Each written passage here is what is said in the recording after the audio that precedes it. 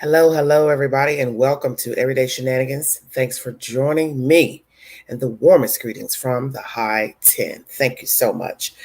This information I'm bringing to you will be pertaining to Robert Sylvester Kelly. He's on trial in Brooklyn, New York, and that is the said information. As most of you know, it's week 3. I have other updates. I have about 7 updates I want to bring you. Some information that I've covered before pertaining to a young lady that was missing out of Texas. Her remains have been found. I will be also bringing you information about another young lady who was found murdered in Texas. What's going on with Afghanistan? What's going on with Storm Ida? Robert Kelly, another situation pertaining to Robert Kelly that I'm going to say for last. I don't know if many of you have heard this other update that's coming out of Chicago, but I'm going to bring you that said information as well. I'm trying to think what else I've got. I've got at least 7 things going on. Hello, Denise Broomer. How are you? Good to see you, honey. I sound a little hoarse. Excuse me. Today's been a rough day for a queen. I've been very sluggish today. I don't know if it's the weather here in the High 10. It's been raining all day, and I've had no momentum today. Hello, honey. How are you? Thank you so much for joining me. I'm going to go ahead and get started with my one in the chat because I've got so much to discuss with you guys. Thank you so much, honey, for joining me. Hope you all are well. Prayers for our country. Prayers for what's going on in Afghanistan, the people who've been left behind. There's some conflict and some bickering going on about Mr. Biden dropping the ball, being too hastily to get out of there. My understanding that this has been going on since April. So I'm trying to figure out when did they want the people to come out? When did they want the American citizens, the troops to come out, and some of the Afghan people to come out? So I'm very confused at what's really going on. I can't see America leaving people behind deliberately, but I was watching some commentary, I believe it was Fox, so that's to be expected from that network, that people were left behind on purpose. But the information that I read yesterday is that under 200 people were left, and it was from their own choosing to not leave. Either they were undecided or they wanted to stay. And that's what I read. And naturally what you read, you don't know what's the truth, and that's the whole point. It's always somebody's version. So what is the truth pertaining to the people left behind? I just can't see America leaving behind people. And my thing is, these people are radical people. That's the reason why we had the incident on 9/11 in the first place, because these are radical people. They don't have a rational mind. They don't think rationally. So they do what they want when they want. Frankly, I'm surprised this didn't happen a long time ago. What transpired? With the blowing up of the suicide bomber outside of the airport. And I don't know why they would do that anyway, because they want us out of there. So why are you strapping a bomb to yourself? You want us gone. So, okay, we're leaving. I don't understand nothing that's going on. And there's some commentary pertaining to the deceased military personnel who passed away. The young guy who was about 20-something years old, his family gave an interview, and basically they didn't want to talk to Mr. Biden because they felt like he was self-centered and talking only about his deceased son, who was not a veteran. It's a lot of hoopla going on. I will agree that would not be appropriate to talk about yourself or your child. Naturally, if a person lost their child in war, I could see that person saying, I'm not in your shoes, but I've been in your shoes, if that makes any sense. I've been down this road, and I'm going to pray for you, blah, blah, blah. I don't know what was said, what wasn't said, but there's some people in America that are very angry with Mr. Biden, feeling like he was talking too much about himself. I have not heard the commentary, so I don't know. But nonetheless, I know that what I've read recently is that they were supposed to come out of there in April. April was when they was talking about coming out. And then this date was set. So something had to be a jump off for them to say, okay, we got to get out of here. That's where intel comes in. And also others make the decision alongside Mr. Biden. Okay? He's not the only one that makes a decision. They have superiors, military superiors, I'm assuming, who would give Mr. Biden their expertise on yes, we should and yes, we shouldn't. So I can't say. Storm Ida touched down, as most of you know. We're getting the brunt of that now here in East Tennessee. The rain, a little light flooding here in Knoxville, Tennessee area. Same roads always flooding near Paper Mill, Wise Garber. Those areas always flood. Why, I don't know. But hi, Mrs. Ray. Thank you so much.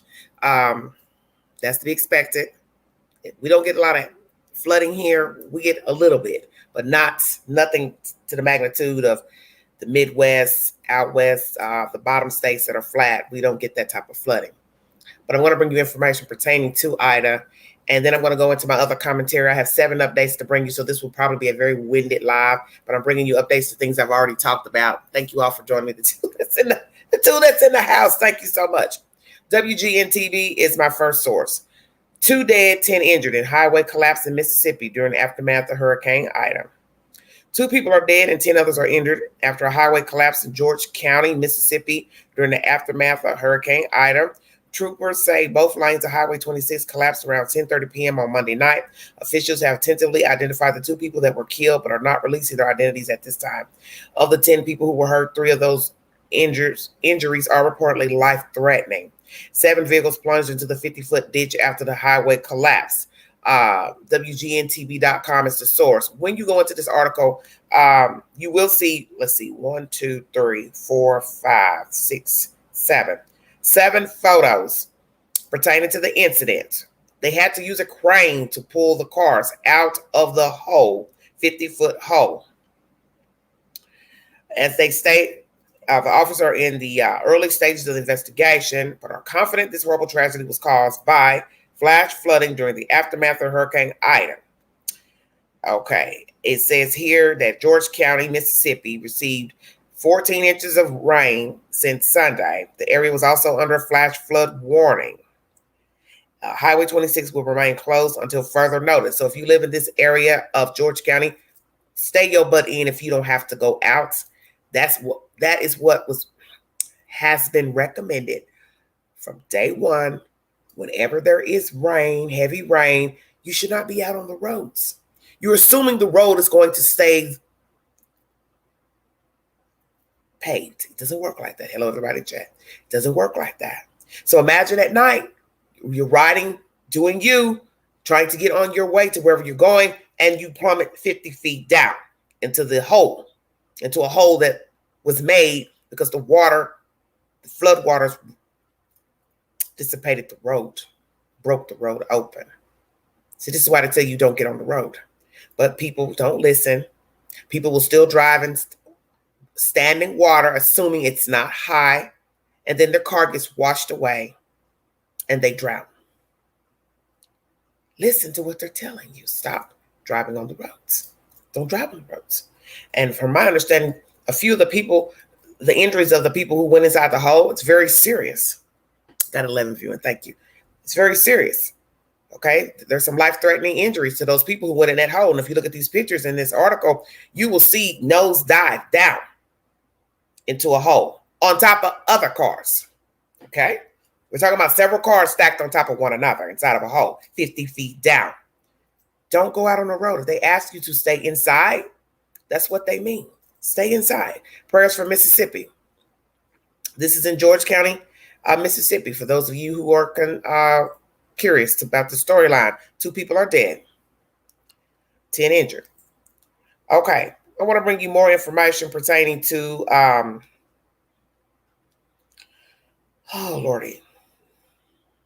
Hurricane Ida. A landmark in Louisiana is now rubble.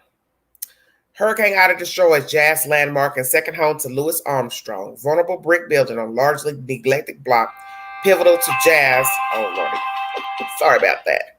I always thought I had my volume down. Okay, this building now is rubble. If you need a source, The Independent. A New Orleans building that once housed a storefront central to Louis Armstrong and the birthplace of jazz collapsed as Hurricane Ida's winds pummeled South Louisiana. The vacant building in the city's central business district was reduced to a pile of bricks on the 29th of August after years of attempts to preserve and restore the site. Armstrong was young as 6 years old when the Karnofskis, a Jewish immigrant family, hired him to work on their horse-drawn junk and coal wagons, on which he would play a tin horn.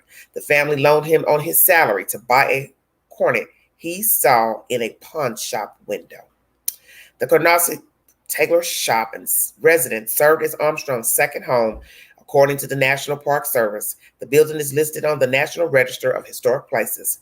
Morris Karnofsky, the family son, would later open Morris Music Store, the city's first jazz record shop and a go-to business for Armstrong and other jazz artists. Okay, let's see what else. It sat along the block of South Rampart Street with several landmarks to the birth of jazz, including the Little Jim Saloon, which was restored in 2012 to reopen as a restaurant and bar.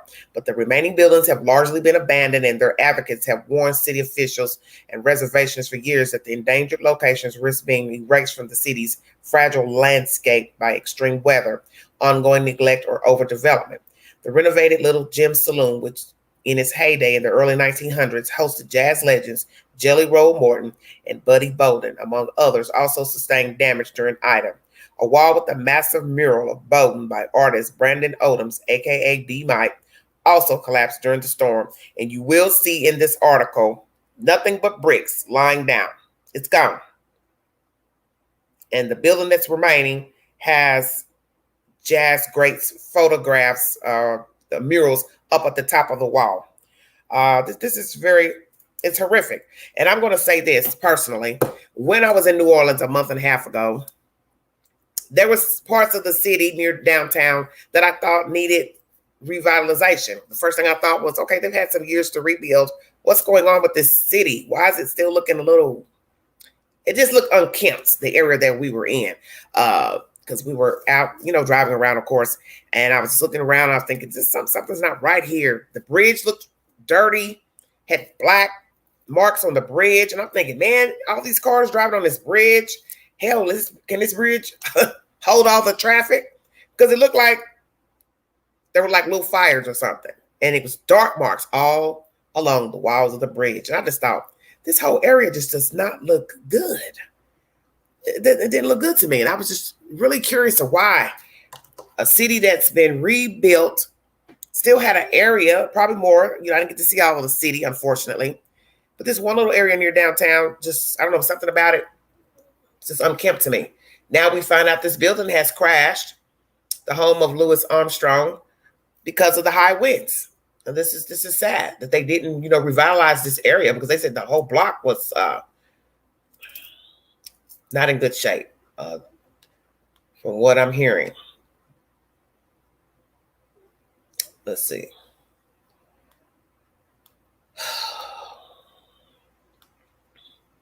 It's gone. It's gone. The Independent is the source for that information. Okay. The next information I'm going to bring you, I have such a long list. I'm sorry.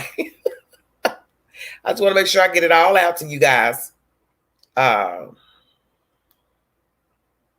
So I've told you about Mississippi, rainfall down there, highway, the road collapsed, 10 people injured, 2 people dead. The last plane has taken off from Afghanistan with American citizens. NBC News is the source for this information. The U.S. has completed efforts to evacuate its remaining civilians and troops from Afghanistan, effectively ending the longest war in U.S. history, the Defense Department said Monday. NBC News is the source for this information. I'm here to announce the completion of our mission of Afghanistan. Marine General Frank McKenzie, the head of U.S. Central Command, told reporters in a virtual briefing the last C-17 took off at 3:29 p.m. Eastern Time, and every single U.S. service member is now out of Afghanistan, McKenzie said. The departure of the last U.S. plane capped a bloody and chaotic end to the conflict. In the war's final weeks, fighting and terrorism in the scramble to evacuate thousands of Americans and Afghans left 13 service members and hundreds of civilians dead. The U.S. is not expected to have any diplomatic or military presence in the country after this point, officials said. Okay, so it says here, or something. that the Taliban took control of the country August 15th. So, because I'm not going to go into all that, because like I said, there's conflict going on about who's right, who's wrong, what we should have done, not done. Like I said, you're going to have to come out of there either way, whether you gave notice, didn't give notice. There's arguments about heavy artillery being left behind, that the Taliban now has a hold of, certain data left behind, which I don't know what that means. Are we talking about computers? What are we talking about? Laptops? What? I don't know much about all this kind of stuff. I'm just repeating to you what was said. It's grim.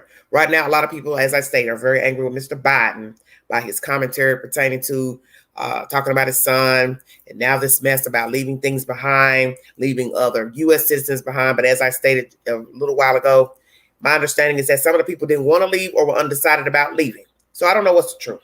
I'm not even about to argue that because I don't really like arguing politics. It's not my bag. But that's the set information. The last aircraft has taken off with all service men and women. Thank you. Yes, it's been a while, honey.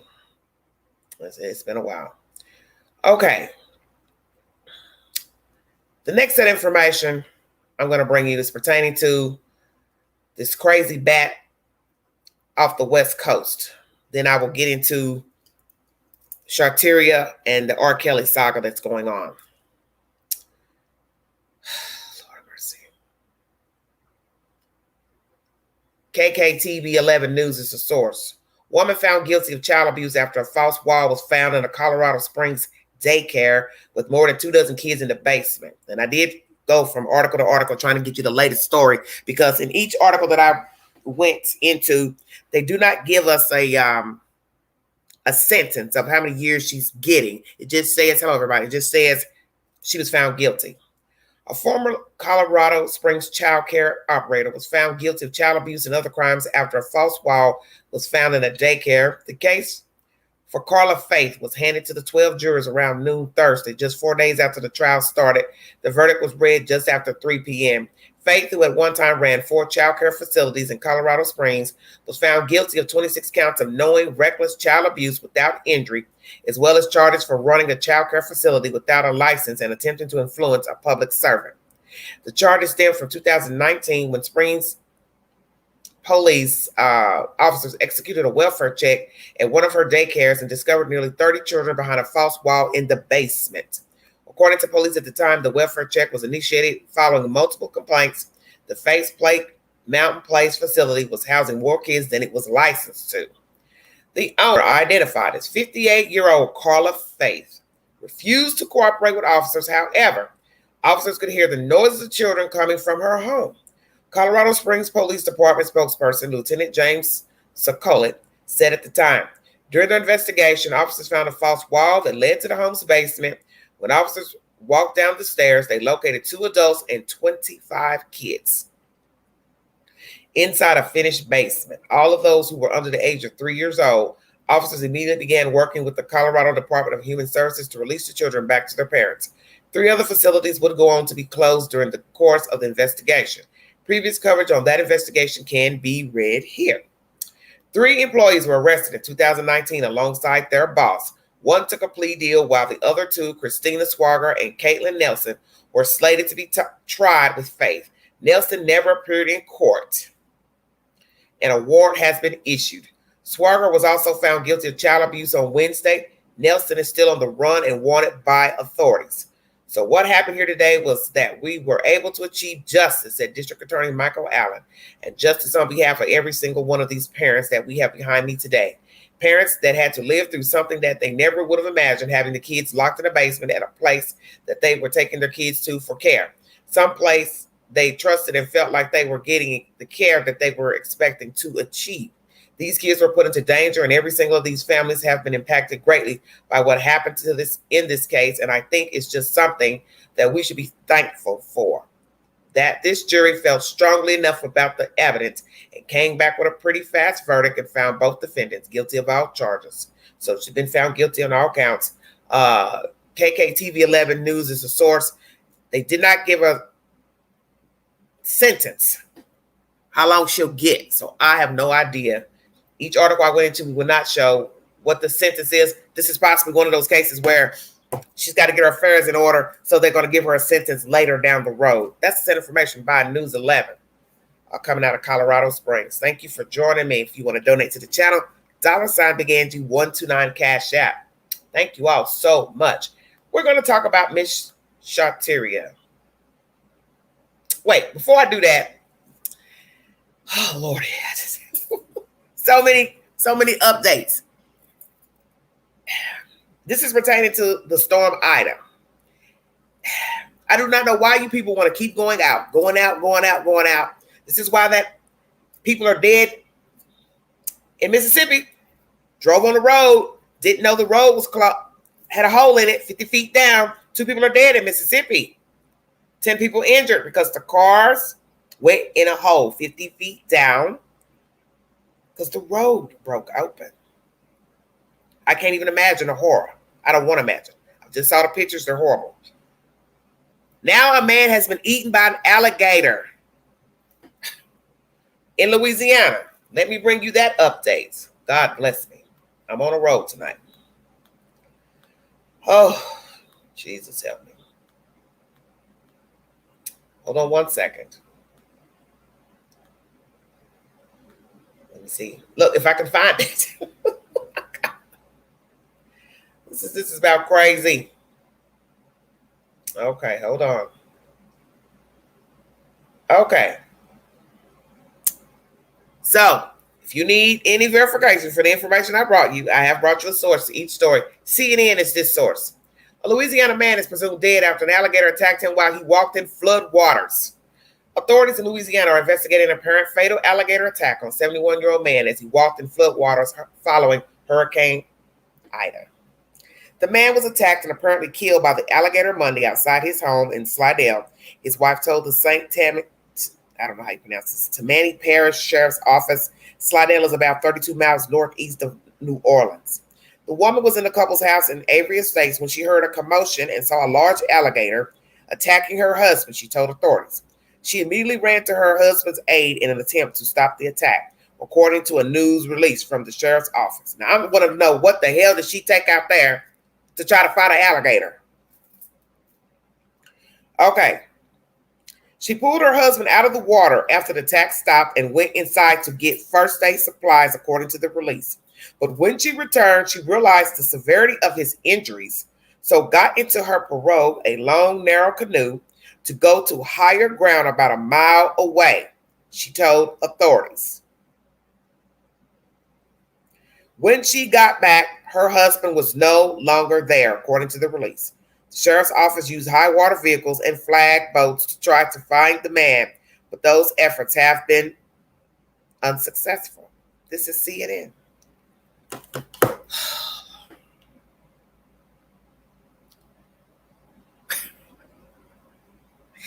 This is why they tell you to stay put during a storm, tornado. You cannot be going around in the street, swimming in the water, walking in the water, wading in the water, because you don't know what's in the water. Sewer is in the water. Animals are in the water. Rats, cats, dogs are in the water. Alligators are in the water. This man was attacked. The wife came to his aid, went inside to get supplies, comes back out, realized it's worse than she thought, jumps in a canoe, goes up a mile, comes back to get aid. I don't even really understand that. She comes back, he's missing. Well, he's probably floated in the water, or the alligator came back because he was bleeding. He had a trail of blood, and the alligator probably came back and sucked him under the water. I'm done. Listen to what the authorities are telling you. Don't drive your car in standing water. Don't go out during a storm. Don't do it. This man is dead because he was out there in the water, waiting around. Why? I do not know. This makes no sense to me. Now we have people dead in Mississippi because a road caved in, and they just so happened to be driving on the road, didn't know the road was broke open. 2 are dead, 10 are injured, and a few of those 10 are severely injured. They say it's life-threatening. This is serious. Just this is insane. CNN is the source for that information. So I brought you information pertaining to Afghanistan. Last aircraft took off with our military.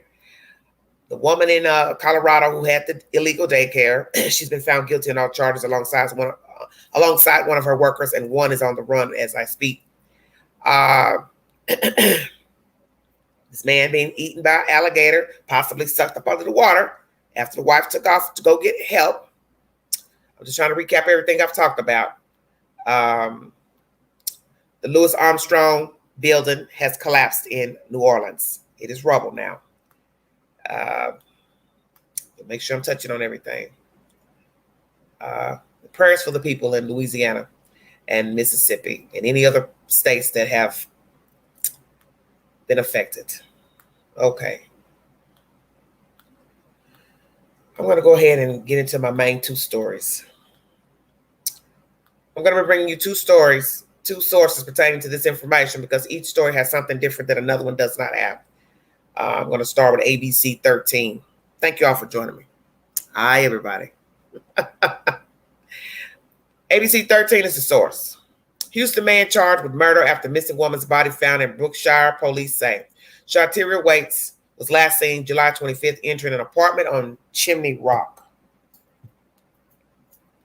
Houston, Texas is where this is taking place. A man has been charged with murder after the body of a woman missing since late July has been found. Shawtyeria Waits, 21, was last seen by her friend after going out for her birthday on July 25th at an apartment at 8950 Chimney Rock Road in southwest Houston. Waits was reported missing 2 days after. Houston police say that on August 13th, evidence of foul play was found regarding Waits' disappearance. Witness statements and additional evidence determined Waits was dropped off at the Chimney Rock location. Chimney Rock Road location. To be the man later identified as Jordan Potts, 26. This man is on the run. If you see him, do not approach him. He is dangerous. Those are tattoos on his arms. It looks like some Oriental tattooing. He's a light-skinned black male, 26 years of age. Jordan Potts is being searched for by Houston authorities, Texas authorities. Police say they determined Waits was killed inside Potts' apartment, and later her body was moved in the trunk of his vehicle. It's possible that Waits met Potts on social media or a dating app, police say. On Friday, HPD homicide detectives with assistance from the FBI located human remains in Brookshire. While formal identification is pending, physical evidence indicated the remains are those of Waits. Potts has been charged with murder. Police say he's on the run and he's dangerous. Anyone with information about this case or the whereabouts of Potts is urged to contact HPD Homicide Division at 713-308-3600 or Crime Stoppers at 713-222-TIPS. Once again, the remains of Miss Shawtyeria Waits has been found in Brookshire, Texas. And this man, this creature, Jordan Potts, 26, is on the run, and he is the suspect in her murder. If you see this man, do not approach him. Call the authorities. Call Crime Stoppers, the Houston Police Department. And also you can call the FBI, because the FBI did aid in this investigation. For those of you who did not know that ABC 13 is the source, I will be bringing you source number 2 pertaining to this heinous murder. Thank you all for joining me. Hello, everybody. Thank you. Okay. KHOU 11 is the source. This is just recapping what I've already brought you. Police are searching for a man charged with the murder after the remains of a missing 21-year-old Houston woman were found in Brookshire. They found the remains. Detectives and FBI agents found the remains Friday, August 27th, while searching for Shawtyeria Waits, who vanished in late July. They are waiting for the medical examiner to confirm their identity. But as I told you in the article before, evidence is linking the remains to Shawtyeria.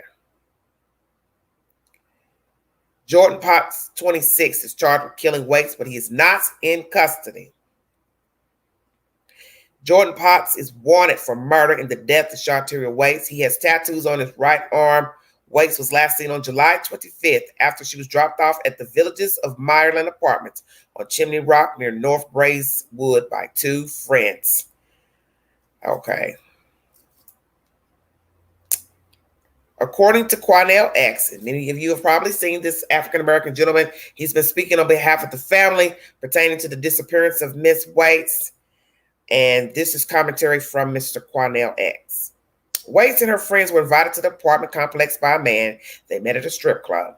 Waits' friends told police they dropped her off. When they came back, she was gone. On August 13th, Houston police say they found evidence that links Potts to the case. They believe he killed Waits inside the apartment and put her body in the trunk of his vehicle and dumped it. If you see Potts, call the Houston Police Department Homicide Division at 713-308-3600 or Crime Stoppers at 713-222-TIPS-8477. Here is a picture of the suspect. Please do not approach him. Please do not approach him. He is a wanted man. He is believed to derive out of Oregon, if I'm not mistaken. I've gotten several bits of information pertaining to this creep. I'm going to bring you some information. If I can pull it up. Hold on one second.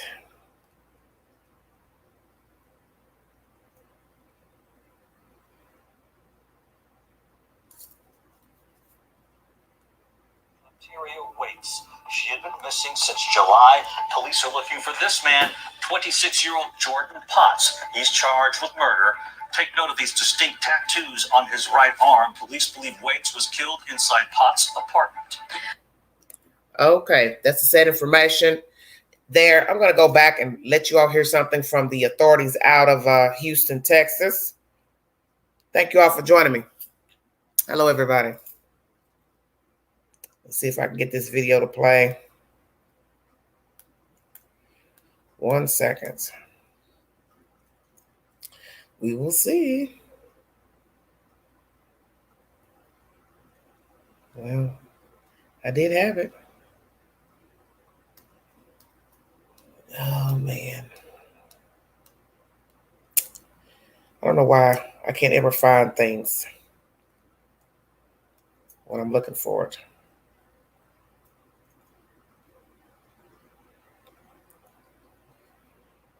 There was something I wanted to play you guys pertaining to this investigation.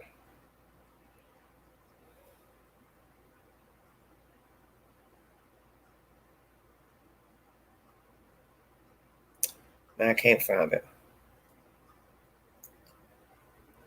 Well, that's to be expected. I'm getting ready to search something here. Hold on 1 second. Thank you all for joining me. 31 in the house. Okay.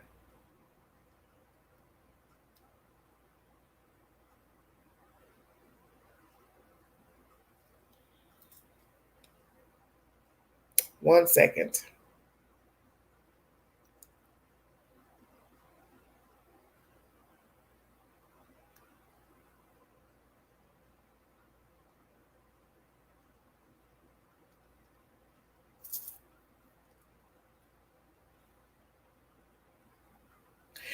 So this place where she was found, Miss Shawtyeria, is 37 miles to Houston, Texas. It takes approximately 39 minutes to drive from Brookshire to Houston.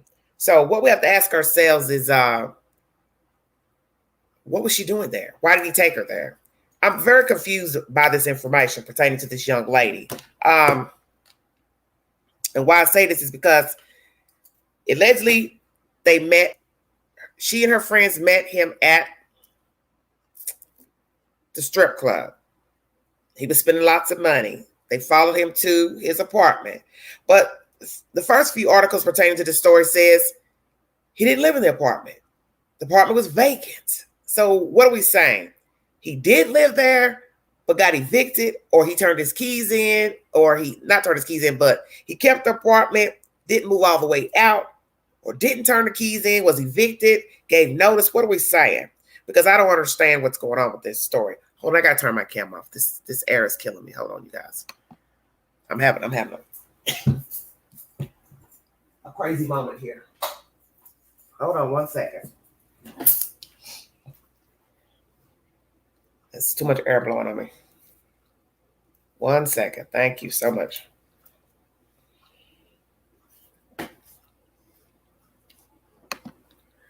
Thank you. Okay, so first few articles states that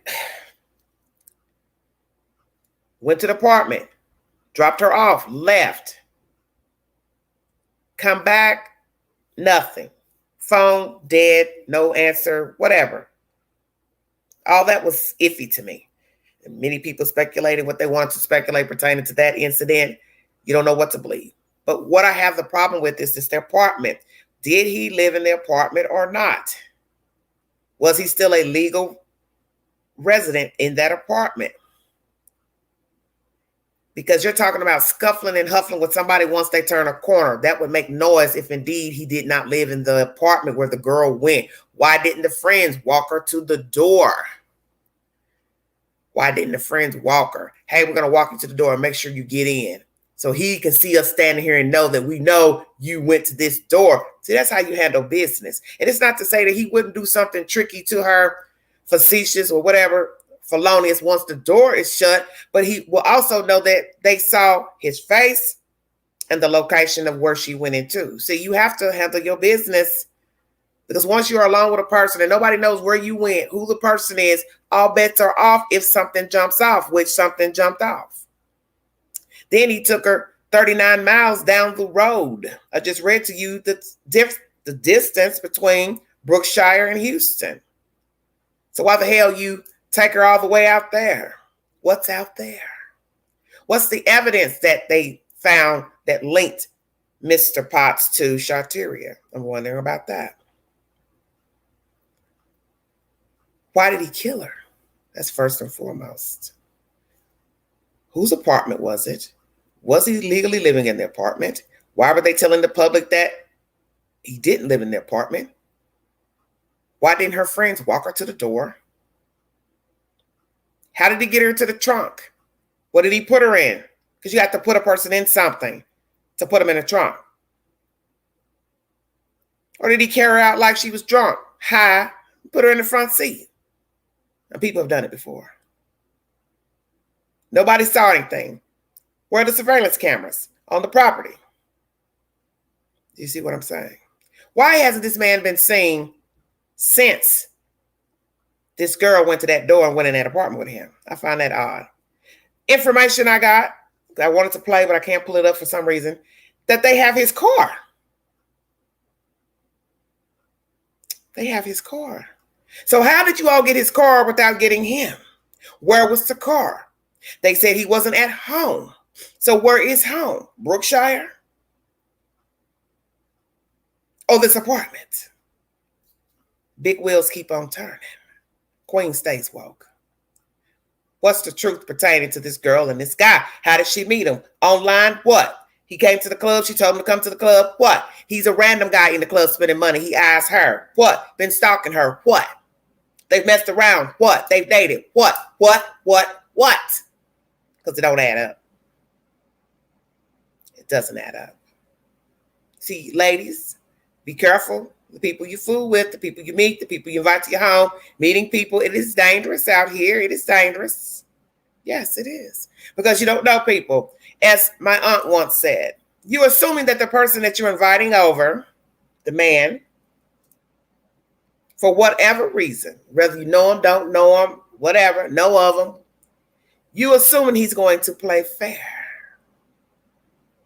But once the door is closed, he does not have to play fair. And this has happened to many women. They have been beat up, raped, sodomized, and murdered by people they know, people they've dated, people they've met, however they met them, because you don't know people. Prayers for Shawtyeria's family. This is a very wicked and weird story, but I wanted to let you all know that Mr. Potts is 26 years of age. He is deriving out of Oregon, if I'm not mistaken. Something strange with the story. I'm trying to figure out how they got his car. Where is his actual address? Does he live alone, live with family? How did the police get his car? How did you get his car without him?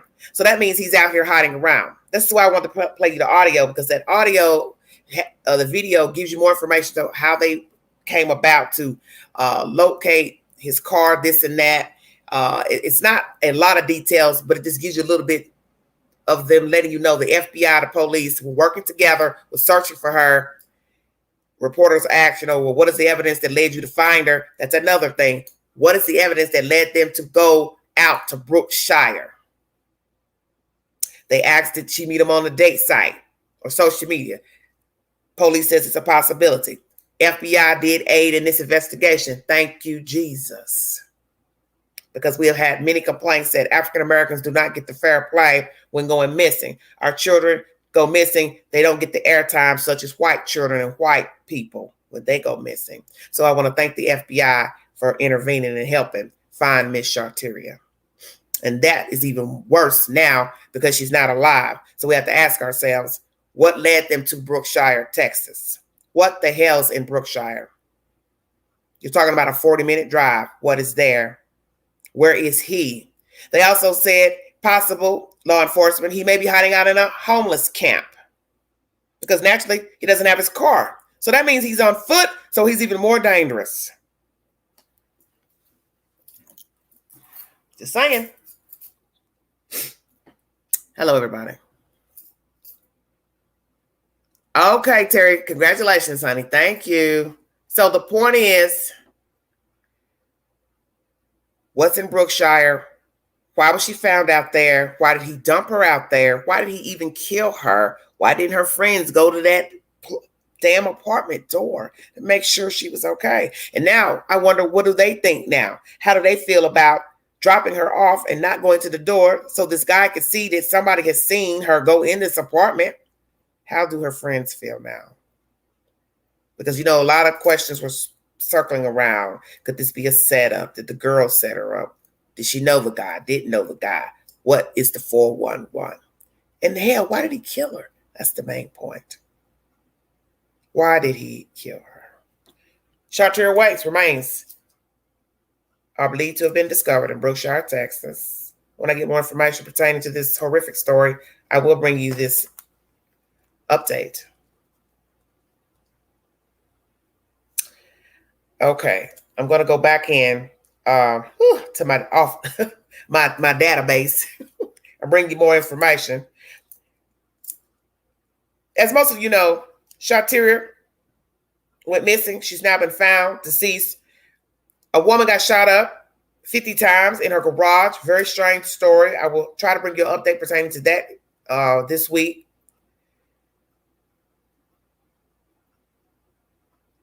She's also a dancer or worked at a gentleman's club. I haven't heard verbatim if she was a dancer, but she worked at a club. This young lady, Shawtyeria, was a dancer at a club. Don't know if they were the same clubs. Don't know. It's very strange.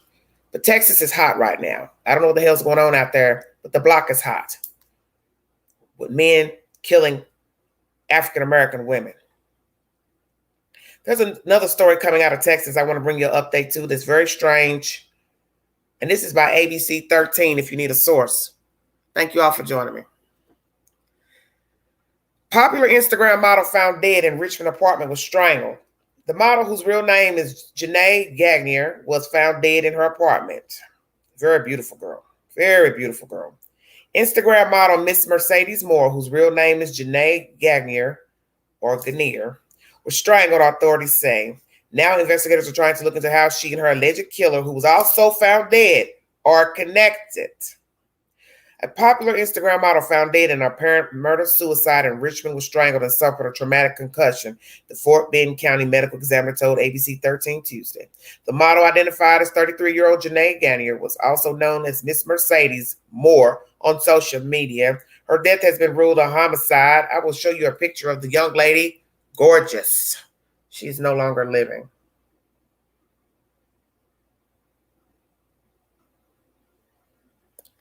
Very beautiful girl. Richmond police say that her family requested a welfare check on Sunday afternoon when they hadn't heard from her. When authorities arrived to the Cortland Apartments at 5200 Point West Circle, Ganner's father was there. He entered the apartment with officers and discovered his daughter's body and that of 34-year-old Kevin Alexander Okorto. Okorto's death was ruled a suicide. The medical examiner said his cause of death was multiple sharp force trauma. Not a gunshot, but multiple sharp force trauma. Police say in an update Tuesday that there was no sign of forced entry at the apartment. Authorities are now trying to figure out if there was a connection between Ghania and Okorto. Police did not release any information about the condition of the apartment or if anything was taken. Neighbors inside the Cortland Apartments told ABC News 13 the complex is quiet and safe. And from the outside pictures I saw, it looks like a very nice place. It would be kind of surprising to know that this was an intruder, someone that broke into the house, because I wouldn't think that would happen here, said resident Phil Ledford. Ganier had a large following across several social media platforms, including 2.6 million on Instagram alone. And it says this video was from the original report on Monday of this story. If you all want to go in to verify, ABC 13 is the source. This is the suspect and now the decedent who has killed himself. It is believed to be suicide. He is a very scraggly looking man. So what I have to ask myself, what the hell was he doing inside the apartment with this beautiful girl? I don't want to think about it. Kevin Alexander Okorto, 34 years of age, is deemed the suspect and now dead from obviously self-inflicted wounds. Not a gunshot, because most people kill themselves with a gun, shotgun. It says here sharp. This is hard to believe.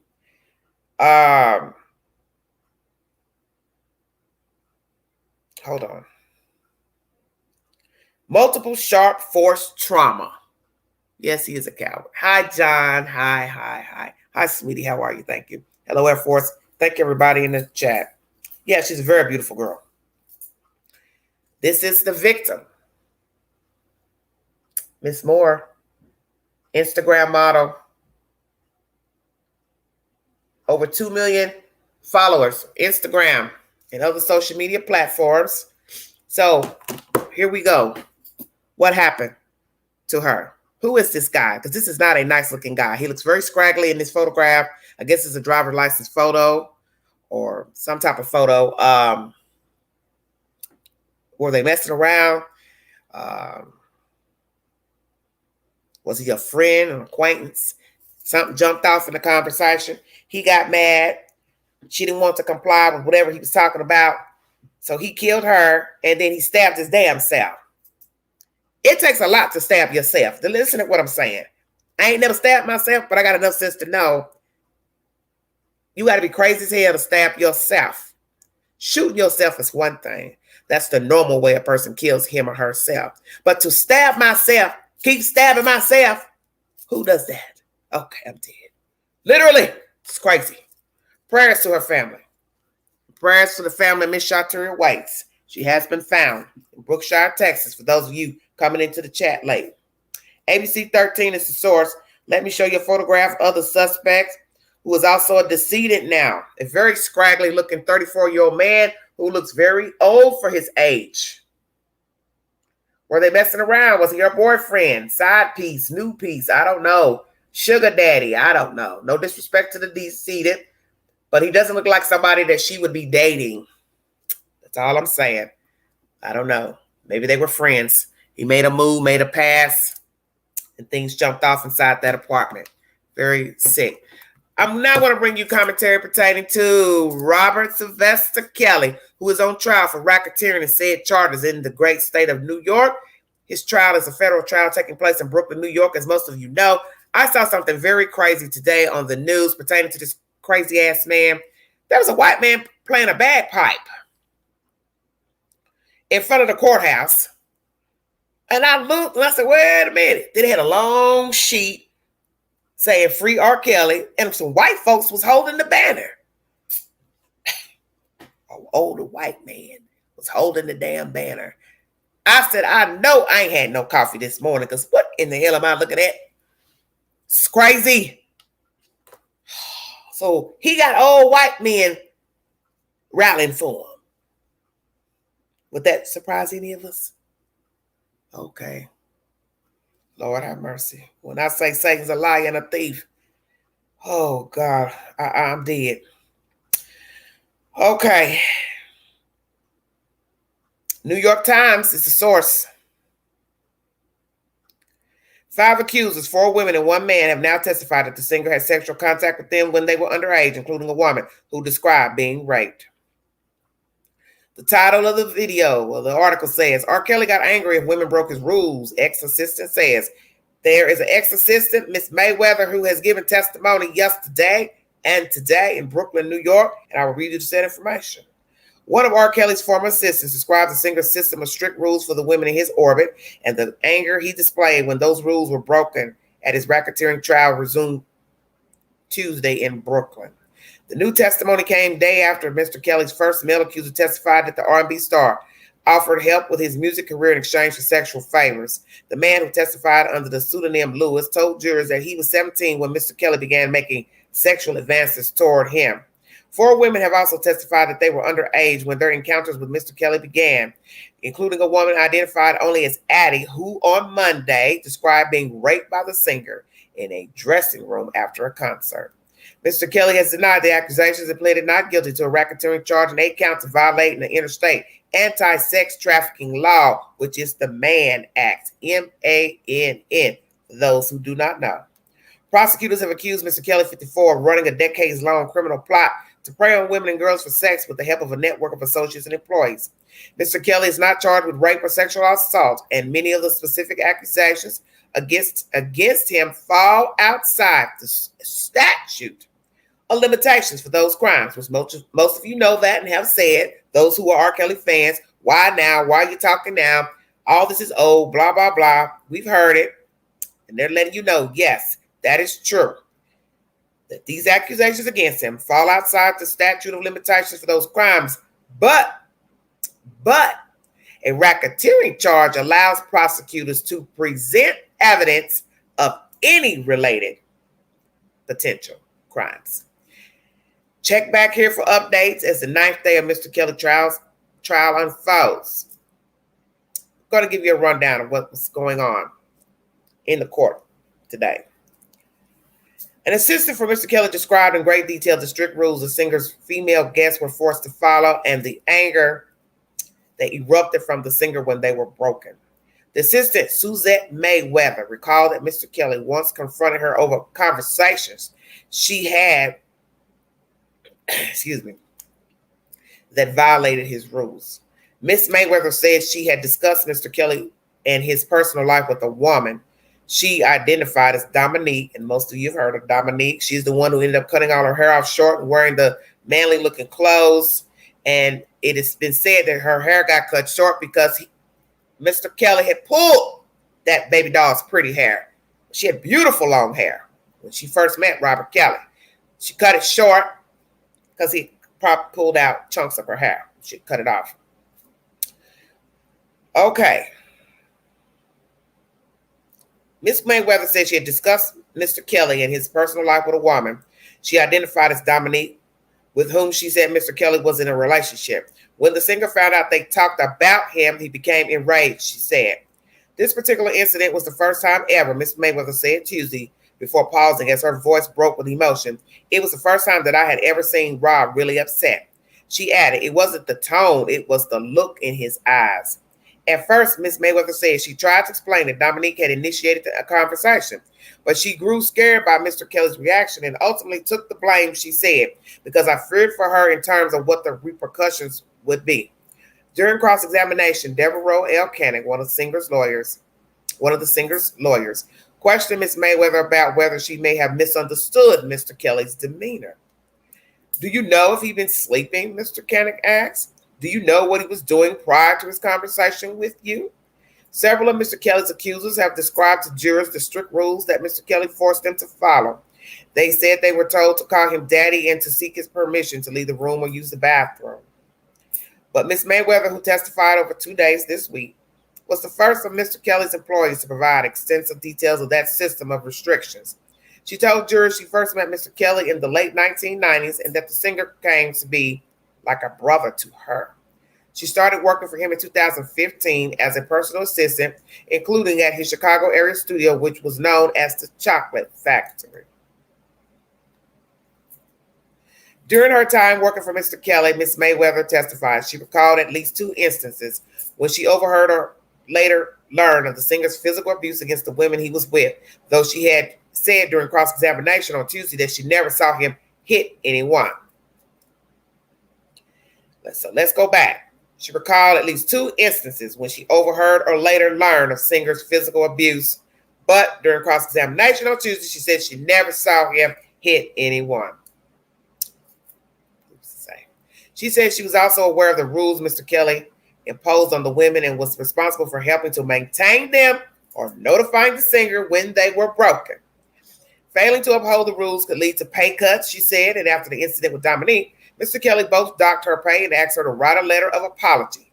Once, during a trip, she received a warning for allowing a woman to leave a van to use the bathroom without Mr. Kelly's permission, she said.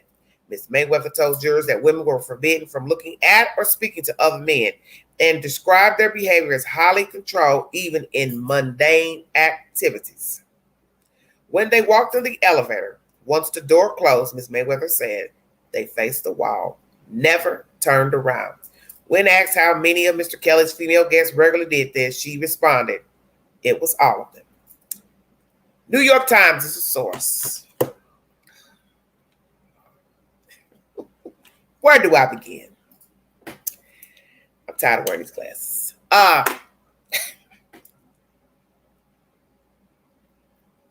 Miss Mayweather, you rode the ride like everybody else. So your voice breaking in court means nothing to the queen. Because whether you saw Mr. Kelly hit any of the women, that means nothing to me either. You saw how he was treating them with the ignorant, barbaric rules of only coming out the room when told to, not being able to use the restroom, allegations of them using the restroom and paper cups, plastic cups, being peed on, fecal matter in the face, the mouth. Come on now. You were a living witness and a testimony to this barbaric behavior by a grown-ass man, and you went along for the ride. He docked your pay, just like he docked Mr. Navarro's pay for foolishness, and yet you continued to stay on. So it really doesn't matter if you saw Robert hit anybody. You rode the ride. You passed the messages along that the women wanted to give to him, whatever. You had a discussion with Miss Dominique pertaining to Mr. Kelly. What did you talk about, Miss Mayweather? Suzette. Hello, Suzette. What did you talk about, Suzette? And you took the blame because you knew, in your words here in this article, I knew there would be repercussions. So that means you're telling the public, you told the jury, that you knew Robert would do something to the ladies, Miss Dominique as well, for running her mouth talking to you about him. So that means you are a co-conspirator. You rode the ride for a couple of nickels, wooden nickels. What do you have now? Are you remorseful? Are you ashamed of your behavior? That you watched a man berate, degrade women in the utmost horrific fashion. And you are a woman, allegedly. And you thought this behavior was okay. I pray that you don't have children. And I pray to God you don't have girl children, because you will be unfit as a mother. You see, some of you are interesting creatures to me. You ride the ride of prosperity and right fighting when it's convenient, you see. If someone was to beat up your child, rape your child, try to have sex with your child, you'd break your damn neck, allegedly. But because you knew this guy, you don't have no mind. Do you understand what I'm saying? Thank you, sweetheart. Thank you, Bridget. It's a different ball game with somebody else out there in the street. Wouldn't do it to my child. That's my child. That's my mama, my sister. Throw him in the jail, under the jail. But because Robert was your friend, you went along and you watched and you thought it was okay. But I'm going to talk and say this to you, Miss Suzette, because I'm going to talk to you directly. You know what he did to the other young lady, the hairdresser, putting his penis in her face while she was doing his hair. You see, she had to make a living like many people in Chicago. And she trusted R. Kelly. And she said she never thought he would do that to her because he had never made a pass at her, never said anything out of the way to her. And one day, I guess Mr. Kelly was feeling kind of jiggy downstairs, and he decided to make a pass at the hairdresser. Now, how would you have felt one day you came into work? You're talking to Robert, and out of the blue, Robert pulls his penis out and puts it in your face.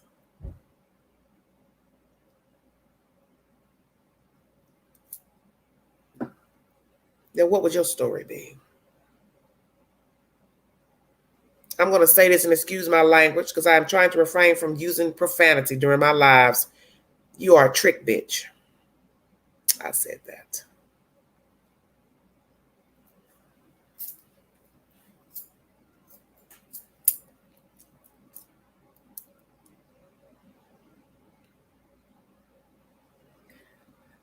You're a trick bitch.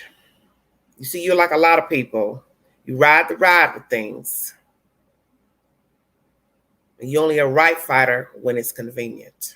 But you see, your day is going to come where you will probably stand in the same shoes those women stood in. And God forbid you haven't stood in those shoes or will ever stand in their shoes, because you're going to meet somebody just like Robert.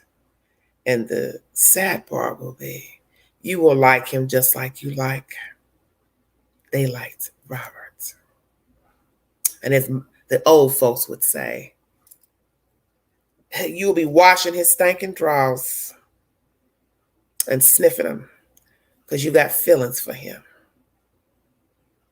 So we pray that you don't ever stand in the shoes of these girls or these women, boys, men too, who were blinded by whatever damn reason it was that led them to be in the company of Robert Sylvester Kelly. It's sickening, and you're sickening to me. And as far as the testimony of boy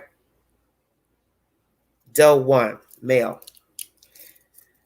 this is very disturbing commentary of a guy allowing Mr. Kelly to make a pass at him sexually when he alleges he was heterosexual. But yet he continued to go back around Robert, which is baffling to me. Thank you, sweetheart. I understand a female doing it because a woman is attracted to a man. She's putting up with salacious behavior for whatever crazy reason. But a man doing it, a boy, 17, it's very suspect to me. Because no way can Doe 1 explain, Mr. Doe 1, Lewis, how can you explain to us why you kept going around R. Kelly knowing you did not like men? You told Robert that, and he stopped. So you said in your testimony in court yesterday. Then you said it mainly was just you two playing basketball. Well, that's a hell of a game of basketball that I've never heard of. In this situation, it was a game of 4 balls.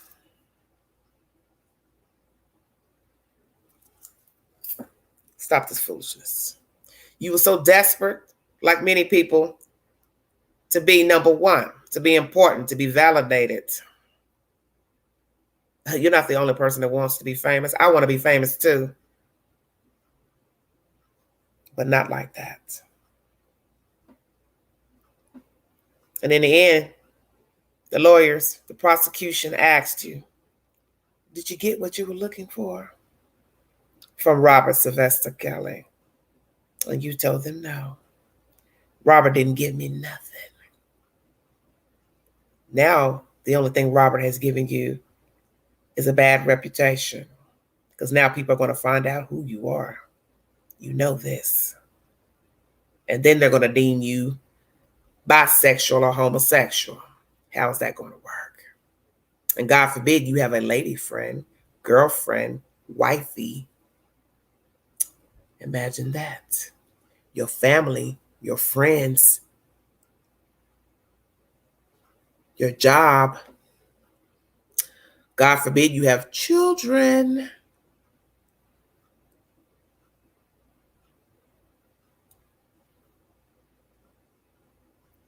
Double standard, yes. Some, as I state, some may say I'm hypocritical, but something about this is off to me. Because, like I said, I could see the girls chasing him, going back in his company, even though he was nasty. Women going back dealing with him because he's nasty. Women do it all the time. It's nothing new. It's just R. Kelly. It's nothing new. But a boy doing it at 17 is odd to me. And I'm going to say that. Especially if he says he is a heterosexual. You didn't like his behavior, so why would you go back? What could you gain going back, knowing there would be the propensity to try to make a pass at you again? Who's to say if he didn't take it from you? If he was strong enough, that's why I said in my commentary yesterday, how tall are you? How big are you? Or were you at that time? Because there should have been some furniture moving up and down when he crawled across the floor and got between your legs to perform oral sex on you, Lewis. You should have whooped his ass. Thank you, John. R. Kelly should have been beat to sleep. You see, I believe I can fly. No, bro, you not flying nowhere because I done broke your damn arm and your legs. Come on, Queen. And that's why a lot of people say that about that song. It disgusts them, that song, I Believe I Can Fly. Because to know that this beautiful song was written by a sadist would make anybody's stomach turn. Because in your mind, you're now going back over all these allegations you're hearing in the courtroom and what the women said during the Surviving R. Kelly and other documentaries that have been done. And then you're asking yourself, who the hell have I been listening to? Children listening to this song from a sadist.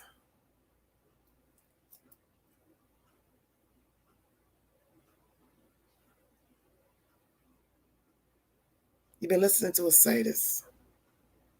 You see, there's nothing wrong with liking sex. Let me make that clear in this live. You can have all the sex you want. That's your business. You are grown. But you do not have the right to infringe your sexual fantasies and deviances on an underage child or an adult. If he or she says, no, I'm not interested. No, I don't want to do that. I'll pass. Then let it be. I will now bring you the tip of the iceberg pertaining to Robert Kelly.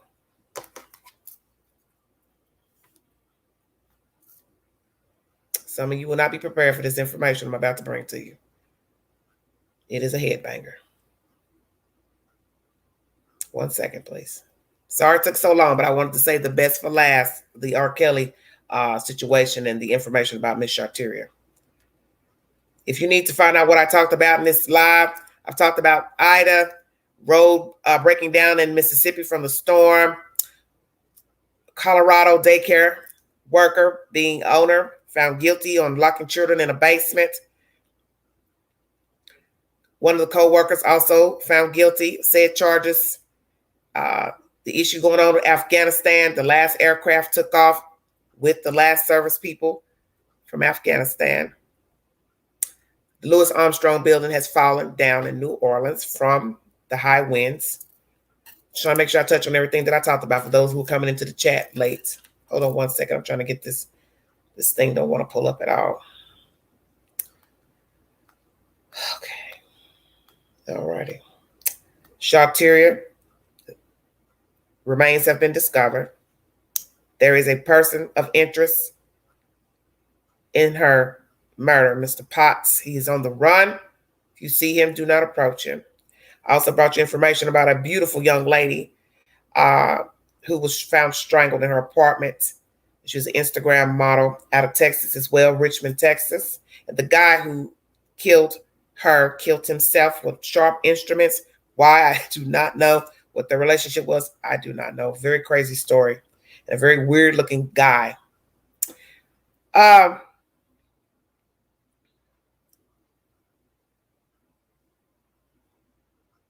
Thank you. This next information I'm going to bring to you, let me say this before I bring it to you. I do not know what is the truth pertaining to what I'm about to tell you. I do not know if it's in any relations to Robert Kelly. I do not know if this is a hit, if this is a deliberate act, or if this is just a fluke accident that took place in Chicago. You're entitled to your opinion of the information I'm about to bring to you. Channel ABC 7, my home. Amen, amen. It's my home news here. ABC 7 is the source. Entertainment attorney ID'd this woman, 70, killed in Garfield Park, hit and run. This was uploaded Saturday the 28th. Chicago police are investigating after a 70-year-old woman was struck and killed in Garfield Park on the west side Thursday. Linda Minch was identified as the woman killed, according to officials. Minch was struck in the 300 block of North Central Park Avenue at about 3:50 p.m. by what police say was a black-colored 2007 GMC Savannah 1500 cargo van with a White Sox, Illinois license plate 11285WS. Police said the driver of the GMC stopped at the scene of the crash, but then got back into his vehicle and fled northbound on Central Park Avenue. She later died from her injuries. Minch was an entertainment attorney and served on the board of a Safe Haven, a charity that helps people find housing in Chicago. Surveillance images of the GMC van have been released. The Chicago Police Major Accident Investigation Unit and anyone with information is asked to call 312-745-4521. Many of you in the chat are wondering where I'm going with this. This lady was an entertainment lawyer, PR person for Robert Kelly. She removed herself for whatever reason. She and another woman stepped down from working with Robert Kelly. I cannot find any other information pertaining to this storyline, but her name is Linda Minch, and she was 70 years old, and she was struck and killed in Garfield Park on the west side of Chicago over the weekend. This is a photo of Miss Linda Minch. She's a Caucasian lady. She's now dead. What is the truth pertaining to the death of Linda? Was this a hit? It is said on someone's channel, I do not have verification if this information is true, that she was expected to testify against Robert Sylvester Kelly in this racketeering case. What the hell were you doing over there, Linda? That side of Chicago, where that park is located, I don't know if there's white people that even live in the general area. That is the side of town that my father and his wife lived on for many years when my father left Tennessee as a young man and he moved to Chicago. And I lived on the south side of Chicago with my mother. And I never saw a lot of white people over there on the west side ever. Now, are there some white people that live over there near Garfield Park? Could be. I'm just speaking from the times I've gone, came and went. Last up there, that was in Garfield Park. Last 16, when my father died, I didn't see any white people. So that's why I'm sitting here trying to figure out what the hell was she doing over there? What the hell was she doing walking over there? Lord have mercy, this is sick. I am going to say this, and I'm going to be done with this. I pray that this was not a hit. I pray that nobody was following Miss Linda and mowed her down. And the crazy part is they got a tag to the van. Come on, Queen. So whoever you are, they're going to find you. Because as I've always said, with true crime, 50 ways to kill a person and 100 ways to get caught.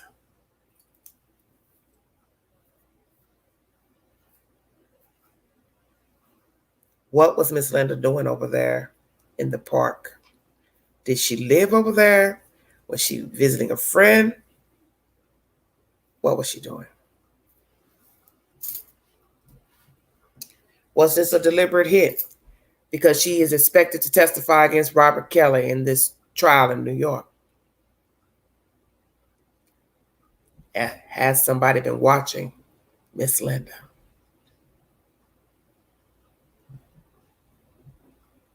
I'm about to go off with this noise up here. Oh my God. I'm about to get real ignorant.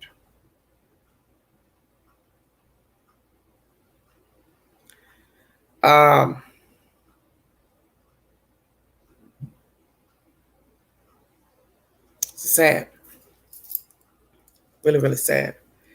I don't even want to think that it has anything to do with Robert Kelly, because then we will be really going down the rabbit hole mighty deep.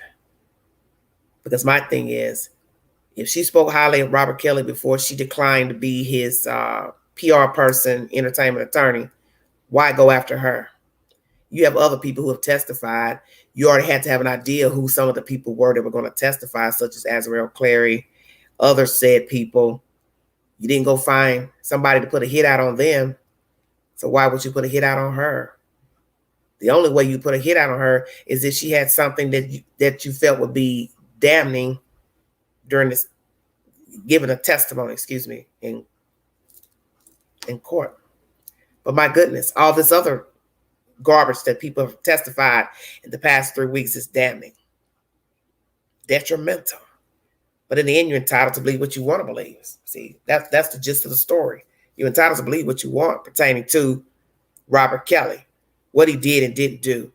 If he chased little girls and boys, if he abused women, men, you're entitled to your opinion.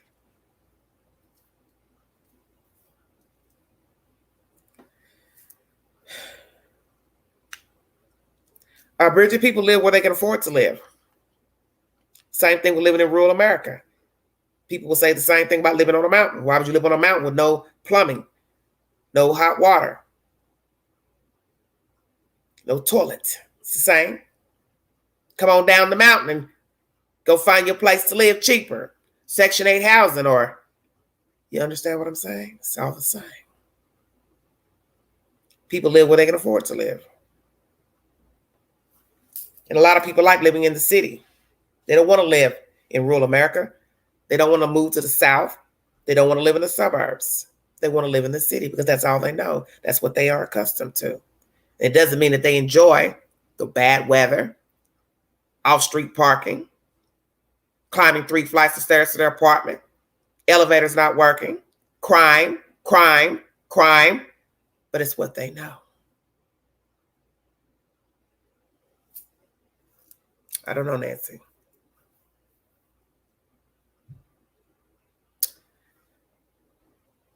Well, some people can afford to move. That's the problem with most people right now. They can't afford to move. They don't have the money to move. It costs to move in America today. Even here in the South where I live, they want you to pay a decent amount of money to move. First month's rent to move. You have to pay somebody to move you.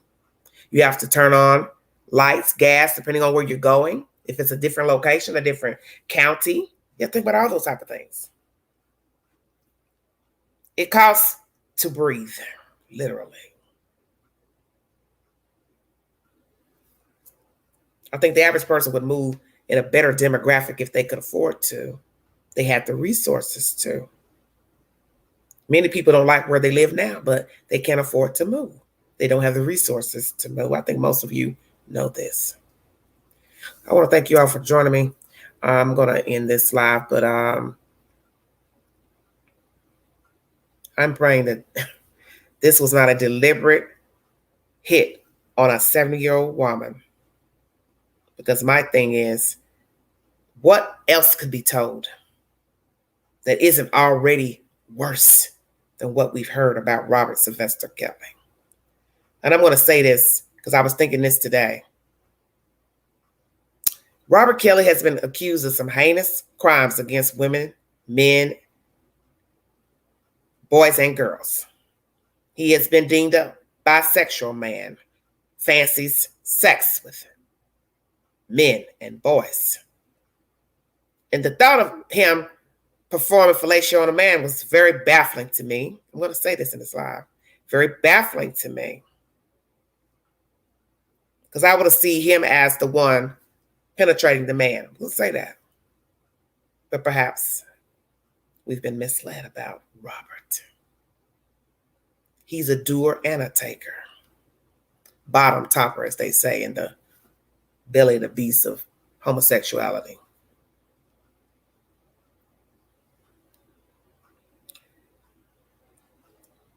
Robert has urinated on women and girls. He has asked them to put fecal matter in their mouth and their face. Group sex with men and women and children under age. The only thing Robert has not done that we know of, or has not been repeated yet in the courtroom, is having sex with animals and dead people. I said that. Those are the only two things that are left that we have not heard about the sexual deviances of Robert Sylvester Kelly. Because my thing is, if you're willing to have the nerve to urinate on another human, boo-boo on another human, ask another human to go dig out that out of a toilet, because where else would it come from? And ask them to smear it on their face, or make them smear it on their face and put it in their mouth. You are also the same vile creature that would have sex with an animal and sex with a corpse. There's nowhere else left for Robert to go at this point but bestiality and sex with a corpse. I said that because it's obvious. Robert is vile. And if after hearing what you've heard yesterday and today, you are still an R. Kelly fan, you need to have your head checked. You need to have your head checked. And your spirit checked. If you want to donate to the channel, $ Big Angie 129 Cash App. Thank you for joining me. All super chats are welcome during the live. I will probably come on a little bit later to do another live, perhaps, depending on my mood. This is some sick shit going on out here. People are sick and they are vile. And I can say personally, the people I've seen, thank you, honey. People I've seen recently, people I've talked to are just vile humans. They're needy, they're greedy, they're disrespectful, very vile men I've come in contact with myself, just don't know how to talk, very disrespectful, very ignorant, just vile. And my thing is, I don't view them any different than R. Kelly. Because my thing is, if you don't know how to talk to a lady, it's no telling what else you would do to a lady. How's it different? It isn't. The tongue is lethal. Because you see, you are only worth what you speak. You're not worth anything but how you carry yourself. Your word is bond. So if this is vile, then that is all you're worth, what you speak. And you never have anything nice to say to a lady. You do not know how to talk to a lady. All bets are off. That's the spoken word. Prayers for these people who have testified against Robert Kelly. Prayers for this woman who was mowed down, Miss Linda Mitch. I don't know what the hell's going on. I'm praying this is not a hit, because this will be worse than all the accusations we've heard of his entourage getting involved and doing things on Robert Kelly's behalf, and allegedly him not knowing that they were doing things. We've heard of a case of arson, blackmail, bribery with naked pictures and videos of the women. And God forbid, this heinous act of a hit and run in Garfield Park on the west side of Chicago. Well, thank you all for joining me. Thank the mods on deck. God bless all of you. Stay safe. You see something, say something. Bless our great country, our service people returning to America. Bless those who have stayed behind, whether it be on their own or I don't want to touch that, but whatever reasons, I pray they make it back, those who want to come back, because I don't want to believe our government left people behind. Prayers for Mississippi, Louisiana, Alabama, and anybody in the path of the storms. God bless all of you. Stay safe. I want to thank you all for joining me. Prayers for Shawtyeria's family. Prayers for Miss Moore's family. Thank God that daycare has been closed out west, and that lady who out of Colorado has been charged with the said crimes of locking the children in the basement. And our other worker charged as well, and one is currently on the run. And the guy, Mr. Potts, who is the suspect in killing Shawtyeria Waits out of Houston, Texas, he is currently on the run. If you see him, do not approach him. Call the authorities, the FBI. So to make sure I'm touching on all my stories, I want to thank you all. Please go back to the beginning of this video to get the set information to all the updates that I've brought you pertaining to Storm Ida. A man was attacked by an alligator in Louisiana in the floodwaters. Miss Shawtyeria, Miss Moore, update on Afghanistan. R. Kelly, and now his ex-publicist, entertainment lawyer, has been mowed down in Chicago, on the west side of Chicago in Garfield Park. That is the set information. Talk to you guys later. God bless you. This is Everyday Shenanigans.